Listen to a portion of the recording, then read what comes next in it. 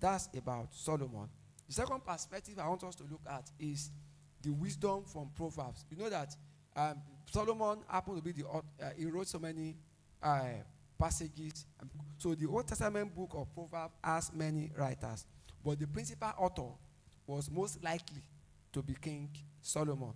And there are dozens of verses that when he said that if you want to be wise, you work with people who are that stuff. So we want to look at, we have established the fact that Solomon was wise, as endowed by God.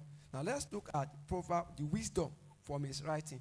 I want us to open to Proverbs chapter 12, verse 15. Let's start with Proverbs 12, 15. Just opposing the place of wisdom in what we do. Proverbs chapter 12, I'll read verse 15. Proverbs chapter 12. Proverbs chapter 12, verse 15. Let's see NLT. Proverbs 12, 15. NLT says, fools think they need no advice, but the wise does what? Listen to others. Let's read it together. 1, 2, go. Fools think they need no advice, but the wise listen to others. Meaning, whenever we fail to listen to others, what are we doing? We are acting according to that pattern. It is foolishness for anyone to assume that you have grown to a point you do not need any other person's opinion. He said, this one saying, fools think their own way is right. Even a madman, you always think is the best. The day have you ever heard people saying, a madman called people are no matter than. I don't know if you have ever heard this. Maybe I've not seen it in real life, but I've seen it in movie, Abby. When a madman will say somebody else is mad. Because that means he believes that he believes that the other is not all right. That he is what? All right. So that's what it looks like. Whenever we discover that we don't want to take advice from other people. So how do we become wiser? We become wiser by hearkening to counsel, because when we do that, it makes us wiser. When we listen to, though another question is that is everybody we listen to? Because that's another issue. You see everybody that you just take instruction from every Dick and Harry. Because so it's to our advantage that we hearken to counsel. Because when we do that, it will make us wiser. That means we want to be wiser than what we are now. We have no choice than to learn to be good listener. Because most people are too quick to. I've always told people that when people have tendencies to be good at talking, I like to be listening very well. If somebody is talking, I want to give you. I should finished. I want you to know. Not that when somebody is talking, you will end up not being able to get certain things. So we should cultivate that habit of listening to others, so that in the course of doing that, it can even give us insight into perspective that we not see. It does not necessarily mean that you have to agree with them. No, I'm bringing emphasis on that, because it may not be at every time that they may be right. I've always told people that when it comes to secular setting, I always told them at work that I believe in superior argument, regardless of who is speaking. So it's not about my idea. I said, okay, let's look at this. Which one is valid? Which one is? So we go with that. But if you keep on making it at every now and then that it must be done in your own way, then it means that we are acting foolishly. I deliberately made attempt to explain this. So fool thinks their own way is right.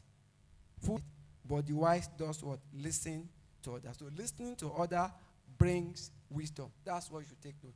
That in the course of listening to others, a value in terms of wisdom can be added to you. Sometimes we are too close to a situation and we have already decided what to do. She's grown up in age. And then that was the day when they started this Econet, and then GSM started. So one brother, a very young brother in the church, he got a job with all these people, and mobile network is raining. In those days, you want to buy SIM card, you pay like 15,000, 20,000, whatever, and then even let alone phone. So everybody, unlike this one that you are just getting as free for all. So in those days, it's raining then. So to cut a long story short, the brother now want to get married to their sister. And the pastor, the parish pastor, that person now I'm talking, that parish pastor now is APICP of Breakthrough 48 Redeem there. So he was a parish pastor then. He was telling that sister that she need to take time and pray and do that. She did not listen.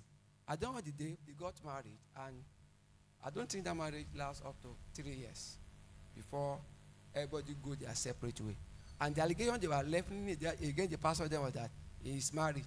He didn't want us to get married. So at times, and I also discovered that it was through them I learned my lesson, because I was a minister under that pastor then. I learned that the people that are difficult to counsel in this ministerial assignment are people who are in love. I've always said it. That lesson, I didn't read it from any book. I learned it from them. That the people, I'm right. That the people that are difficult to counsel in ministerial assignment are too. She might have been there. You don't know.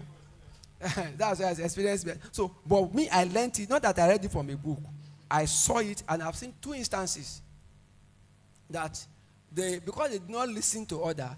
I don't know, after 3 years, that marriage went. The last time I saw that sister was when my son was admitted at Lepo about 2 years ago. Everybody goes back, and this sister is old. As at that time, she was older than me. I think at that time she was more than 40. And after having waited that long, and everybody was talking, no, what a marry, we're going to marry. That was the story then. At the end of the day, the godly people in our lives, we need to listen to them. So through that story, I know that you want to. When you come to, I'm in love with them, I don't cancel them like that too. I learned so that. I said because I learned it from that. So now that's about that number. That's the first one about listening to others. Now let's look at Proverbs.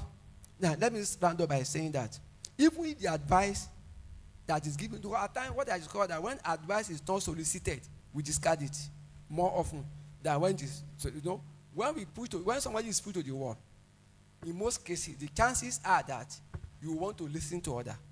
But when you are not pushed to the wall, when those things are not solicited, it will not be valued to you. It doesn't make any sense. So when people give advice that is not solicited, you just say, "Oh, consult any," and then life goes on. So even if the advice is unsolicited, wisdom will consider it anyway and decide. Like I said, you have the onus to decide if it's worth heeding to. It's not as if whatever anybody bring to you, you just embrace. No, I'm laying emphasis deliberately on that. Then let's look at Proverbs 13 verse 10. We are learning from wisdom from Solomon. Proverbs 13 verse 10, NLT. If you are there, shout glory. Let's see NLT. He said, pride leads to argument. Those who take advice are what? So that's what Solomon said. And I'm sure he is speaking from experience and perspective. You must have seen 13:10 says that pride only leads to arguments, but those who take advice are